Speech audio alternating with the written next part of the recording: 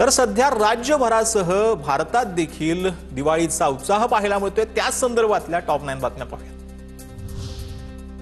पुण्यात सारसबागेतील लक्ष्मी मातेला लक्ष्मी पूजनाच्या निमित्तानं 16 किलो सोन्याची साडी परिधान करण्यात आली आहे। दिवाळी निमित्त लक्ष्मी मंदिरात दर्शनासाठी भाविकांची मोठी गर्दी पाहायला मिळते।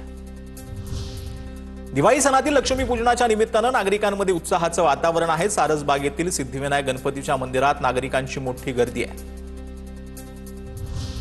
पंढरपूरच्या विठ्ठल आणि रुक्मिणी मातेच्या मंदिराला आकर्षक फुलांची सजावट पाहायला मिळते। दीपावली लक्ष्मी पूजनानिमित्त मंदिरात सजावटीसाठी 2 टन फुलांचा वापर करण्यात आला। पुण्याच्या भोरमधील ऐतिहासिक पतसंचिव वाड्यामध्ये जे आहे ते आता दीपोत्सव साजरा करण्यात आलाय।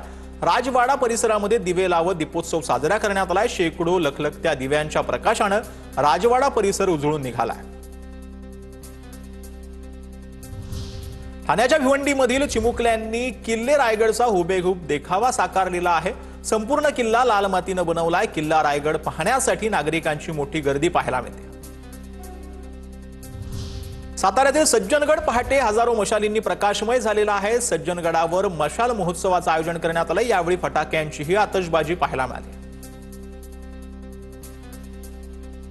नाशिकच्या वणीमध्ये दिवाळी निमित्त पारंपरिक आदिवासींचे दिवाळी गीत गायन पाहायला मिळालेलं आहे।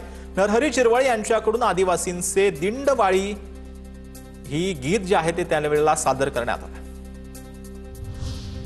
यवतमाळच्या राहुल गुलाने या कलाकारानं जुन्या काळातील 10 पैशांच्या नाण्यावर लक्ष्मीचं छायाचित्र साकारलंय। त्या अनोख्या निर्मितीद्वारे कलाकार राहुल गुलाने यांनी सर्वांना दीपावलीच्या हार्दिक शुभेच्छा दिल्या।